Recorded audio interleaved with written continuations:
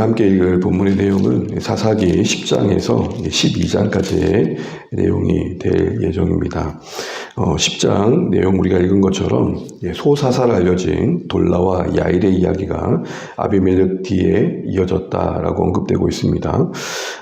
사사기에는 총 6명의 소사사, 그러니까 그 언급된 분량이 작은 사사 6명이 나오는데 주요 사사들 사이사이에 언급됩니다. 그런데 보시면 앞서 삼갈이 나왔었죠. 온니엘, 에훗 다음에 삼갈, 그리고 지금 기드온, 아비멜렉 다음에 돌라, 야일 2명이 나옵니다. 그리고 오늘 주요 인물인 입다 뒤에 12장 쭉 끝절에 보시게 되면은 입산, 엘론, 압돈 3명이 나옵니다. 좀 느껴지는 구조가 느껴지십니까? 1, 2, 3. 그래서 주요 사사들 사이에 이 소사사들은 1, 2, 3이라는 점진적인 구조로 배치되어 있는 것을 보게 되고, 언급되는 구조를 보게 되면은 이들은 특별히 싸웠다, 다퉜다, 전쟁했다 이런 얘기 나오지 않고 군림하는 모습으로 비춰질 때가 참 많습니다. 오늘 3절, 4절, 5절 보시게 되면 야일의 이야기를 좀 보시면 다른 이야기는 언급되지 않고 사사였고 그의 아들들, 그리고 그가 가지고 있는 나귀, 그리고 성읍이 언급됩니다. 30이죠. 그가 30의 아들은 기드온이 70명의 아들을 얻은 것과 다를 바 없는 표현입니다. 그만큼 기드온 이후에 사사들의 분위기는 왕으로 군림하는 분위기였습니다. 섬기고 뭔가 이스라엘의 뭔가 고통의 문제를 다루고 이런 것보다는 점점 다스리고 군림하는 모습들로 비춰지고 있는 것이죠. 그런 의미에서 이 소사사들의 사이사이에 언급된 이 1, 2, 3의 구조는 우리에게 사사기 전체적인 타락의 양상을 다시 한번 확인시켜주는 모습으로 우리에게 이해될 수 있을 것 같습니다. 그리고 나서 이제 6절부터는 오늘 주요 사사인 입다 이야기가 나오는데 전형적인 형태인 타락의 이야기부터 시작됩니다. 6절 보시게 되면 이스라엘 자손이 다시라고 되어 있죠. 앞서서는 또라고 했었는데 다시 반복되는 그런 모습이 나오는데 이제는 그 반복이 점점 더 심각해진 걸 보게 됩니다. 사사기 전체적으로 타락을 반복하지만 그 타락이 가면 갈수록 점점 더 깊어져가는 모습을 보게 되는 흔적들이 나오게 되는데 오늘 입다가 등장하는 배경에 오늘 6절에 보시게 되면 한번 같이 한번 보겠습니다. 다시 여호와의 목전에 악을 행하여 바알들과 아스다롯과 알람의 신들과 시돈의 신들과 모압의 신들과 암몬 자손의 신들과 블레셋 사람들의 신들을 섬기고 여호와를 버리고 그를 섬기지 아니하므로. 느껴지시겠지만 언급되는 신들이 앞에서보다 훨씬 많아졌습니다. 그러니까 주요 나라들 모든 신들이 다 언급되고 있습니다. 그만큼 혼합주의적 신앙이 점점 더 심각한 현실이 되었다는 것이죠. 하나님께서는 그들 가운데 그들이 선택했던 신들을 섬기는 민족, 특별히 두 민족 블레셋과 암몬을 통해서 이스라엘을 힘들게 했다라고 합니다. 그래서 9절에 보시면 특별히 암몬이 나오는데 암몬 자손이 또 요단을 건너서 유다와 베냐민과 에므라임 족속과 싸움으로 이스라엘의 곤고가 심하였더라. 사사기를 보게 되면 참 재밌는 게 어려움이 있는데 어려워서 부르짖지 않습니다. 어려움이 심해질 때 부르짖습니다. 그러니까 뭔가 이 어떤 어려움이 찾아오면 이거 우리가 큰일 났다. 우리가 하나님께서 뭔가 큰 게 범죄하고 있다. 우리 돌아서야 된다. 이런 감각이 있었던 게 아니라 하다 안 되니까 돌아온 게 부르짖음이었습니다. 그나마 그 부르짖음도 뒤에 가보면 삼손 때는 아예 부르짖지도 않습니다. 그만큼 뭔가 타락이 심각하게 깊어져 가고 있는 모습을 보게 되는 것이죠.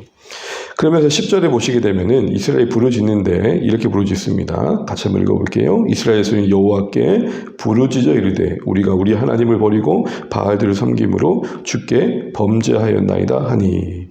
인정하는 것이죠. 거기에 대해서 하나님께서 이스라엘 자손에게 말씀하십니다. 내가 애굽 사람과 아모리 사람과 암몬 자손과 블레셋 사람에게서 너희를 구하지 않았느냐. 또 너희는 왜 그렇게 너희를 압제할 때에 너희도 부르짖느냐. 그러면서 내가 너희를 그들의 손에서 구원하였거늘 너희가 나를 버리고 다른 신들을 섬긴다라고 말합니다. 그러면서 이렇게 말씀하십니다. 14절에 가서 너희가 택한 신들에게 부르짖어 너희의 환난 때에 그들이 너희를 구원하게 하라. 앞에서까지는 그 부르짖음에 하나님께서 응답하십니다. 그런데 오늘 여기서는 네가 너희들이 택했던 너희들이 그때 택했던 신들에게 가라. 이렇게 말씀하십니다. 좀 당황스럽죠. 외면하는 듯 보입니다. 그런데 사실 이것은 이스라엘의 기회주의적 신앙을 드러내고 계신 겁니다. 뒤에 가보면 16절에는 하나님께서 그들이 심각하게 자신들을 잘못을 인정하고 우상을 버리는 행태를 보일 때 16절에 하나님의 본심이 드러납니다. 뭐라고 말씀하시냐면 여호와께서 이스라엘의 곤고로 말미암아 마음에 근심하시니라. 그런 처지까지 간 그들의 형편을 아이고 어쩌다 그랬노 라고 안타깝게 바라보고 계신다는 겁니다. 그 마음속에 그 뒤에 이어지는 이야기들을 보게 되면 이제 암몬 자손이 본격적으로 또 뭔가 큰 전투를 벌이려고 하는 상황에서 길르앗 백성들, 그 가까이 있었던 길르앗 지역, 요단 동편에 있는 사람들이 누가 이 상황을 풀어가겠느냐라고 질문합니다. 그때 길르앗 모든 주민들의 가운데 큰 용사로 여겨졌던 입다가 소개됩니다. 입다가 등장합니다. 11장 보시게 되면 길르앗 사람 입다는 큰 용사였으니 기생이 길르앗에서 낳은 아들이었고 라고 되어 있습니다. 그가 분명 큰 용사였지만 신분이 당시에 기생의 아들이라는 것 때문에 쫓겨나기도 하고 외면받기도 했었습니다. 그래서 원래의 아들들, 이복 형제들이 그를 쫓아냈던 거죠. 그래서 유랑 생활을 했었습니다. 3절에 나오는데 형제들을 피하여 돕당에 거주함에 잡류가 그에게로 모여와서 그와 함께 출입하였더라. 그러니까 유랑 생활하면서 어느 정도의 세력을 구축했던 그런 모습이 나오고 있습니다. 그리고 나서 이제 입다가 그들 암몬 자손 가운데서 이스라엘을 구원하는 구원자로 초대됐는데 그 과정에서 길앗 사람들은 길앗 지역에 있던 이스라엘 백성들은 너가 우리의 장관이 되어줄 것이다. 네가 만약에 우리의 이 구원을 도와준다면 네가 우리를 다스리게 될 것이다 라고 말합니다. 이걸 재차 확인합니다. 재차 확인한 다음에 입다는 길앗 자손들과 함께 다시 지금 암몬과의 전투 현장으로 오게 됩니다. 긴 내용이 이 12절부터 쭉 보시게 되면은 이 입다가 외교력을 먼저 발휘합니다. 처음부터 전투한 게 아니라 12절부터 28절까지 상당히 긴 분량이죠. 입다는 암몬 자손의 왕이 보낸 사자들, 메신저들과 외교력을 발휘합니다. 암몬 자손의 왕이, 암몬의 왕이 보낸 사자들의 요지는 그렇습니다. 이스라엘 너희가 우리 땅을 빼앗았다. 그런데 이 이야기를 듣고 입다는 사실과 다른 이야기다 하면서 역사의 이야기를 꺼내고 우리 너희 땅을 침략한 적이 없다. 뺏은 적이 없다.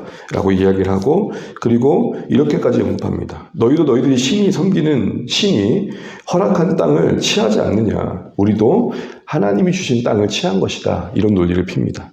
말씀 한 구절만 제가 읽어드리면 신명기 2장 19절을 보시게 되면은 신명기 2장 19절 길르앗 입다가 이걸 근거로 이제 말을 한 거죠. 19장에 이렇게 말씀합니다. 하나님께서 말씀하시기를 암몬 족속에게 가까이 이르거든 그들을 괴롭히지 말고 그들과 다투지도 말라. 암몬 족속의 땅은 내가 네게 기업으로 주지 아니하리니 이는 내가 그것을 롯 자손에게 기업으로 주었습니다. 애초에 하나님은 암몬은 건들지도 말아라 이렇게 말씀하셨거든요. 그러니까 암몬 왕이 보낸 사자들이 했던 말은 전혀 팩트가 아니었던 것입니다. 이런 사실 확인 후에도 받아들이지 않으니까 28절 보게 되면 암몬 자손 왕이 입다가 사람을 보내 말한 것을 듣지 않았습니다. 이에 대해서 이제 전투가 이루어지게 됩니다. 이 19절에 보시면 공식적으로 하나님께서 입다를 부른 장면이 나오진 않지만 입다를 하나님께 세우신 증거가 29절에 나옵니다. 29절 한번 보십시오. 이에 여호와의 영이 입다에게 임하시니 입다가 길르앗과 므낫세를 지나서 길르앗의 미스베에 이르고 길르앗의 미스베에서부터 암몬 자손으로 나아갈 때에 하면서 전투가 이루어집니다. 하나님의 영이 임한 걸로 충분했습니다. 그런데 입다는 그 이름 때문에 그럴까요? 입이 다 문제입니다. 입이 다. 그래서 그는 입으로도 분명 외교력을 발휘했지만 입으로도 문제가 가졌습니다. 항상 장점이 약점이 될 때가 있잖아요. 서원을 하는데 어떤 서원을 하게 되면 이 암몬을 나에게 주신다면 내가 돌아갈 때 승리 후에 돌아갈 때 나를 영접하는 그 첫사람이 하나님께 바쳐질 겁니다. 라고 말합니다. 너무 유명한 사건이죠. 그의 서운함에는 승리에 대한 조바심이 있었던 것 같습니다. 승리를 확고히 하고 싶었습니다. 그 이유는 뭡니까? 길앗 사람들이 그를 왕으로 추대한다고 그랬거든요. 입다의 스토리를 보게 되면은 기생의 아들로 능력은 있지만 대우받지 못하고 인정받지 못하고 유랑 생활하면서 살았던 시간들이 숱합니다. 그런 그에게 이 승리는 그의 신분을 바꿀 수 있는 기회입니다. 그의 인생을 바꿀 수 있는 기회. 그러다 보니 이번 전쟁의 승리는 절실했던 겁니다. 그러니까 어떻게 얘기합니까? 이런 소원까지 합니다. 그 소원은 뭡니까? 누구든 나를 영접하는 그 사람을 제물로 드리겠답니다. 인신제사가 얘기되는 거죠. 모압 지역에 가까웠던 길앗 땅이기 때문에 모압시는 인신제사를 드렸으니까 영향을 받았다고 볼 수 있을 것 같습니다. 어쨌든 말이 안 되는 이야기를 한 겁니다. 하나님께서 그걸 기뻐하지도 않으실 텐데 철저히 자기 입장에서 소원을 얘기한 겁니다. 왜죠? 승리에 대한 불안감 때문에 그렇죠.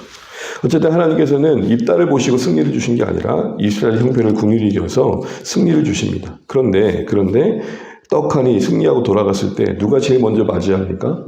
34절 읽어보겠습니다.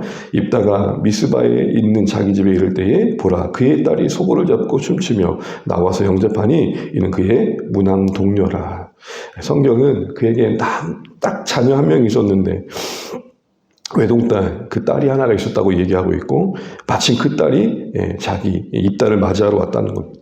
소원대로라면 입다는 지금 이 딸을 바쳐야 되는 겁니다. 너무 즉흥적이고 감정적인 그의 소원은 사실은 태워 번제물로 드린다는 그 인신제사 자체가 하나님께 합당하지 않기 때문에 취소할 수도 있었습니다. 그런데 무지했던 그의 모습 속엔 안타까워 옷을 찢습니다. 딸은 소원하셨으니 그대로 행하라고 합니다. 딸의 그 진심 어린 마음은 이해되지만 딸 또한 말씀에 지식이 부족했던 것이죠. 그래서 지금 자신을 드리라는 이런 모습들로 이야기되고 있습니다. 승리에 대한 어떤 갈급함이 너무 조바심이 감정적인 소원을 하게 됐고 결국에는 이런 결과를 낳게 된 겁니다. 물론 이 딸을 진짜 태워드렸느냐라는 해석에는 여러 가지 논란이 있습니다.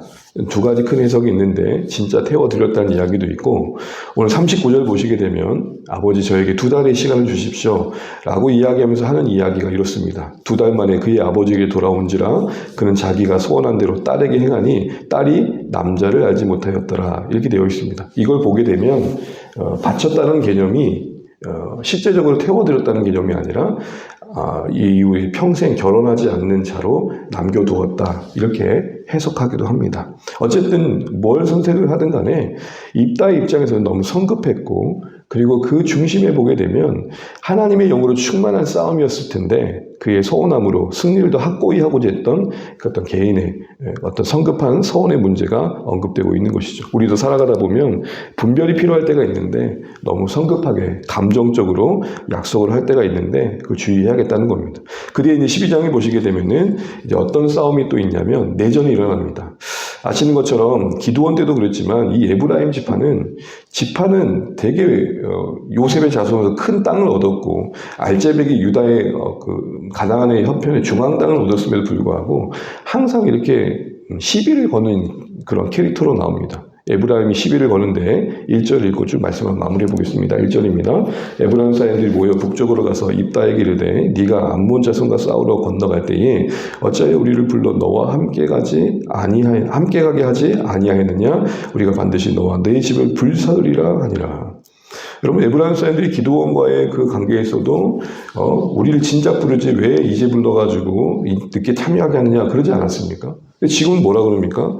우리를 왜 부르지 않느냐고 따집니다. 그런데 실상은 어떻죠? 2절 보시게 되면은 나와 내 백성이 암몬 자손과 치열하게 싸울 때 정말 절실할 때 너희에게 구원을 요청했는데 너희는 오지 않았다라고 말합니다.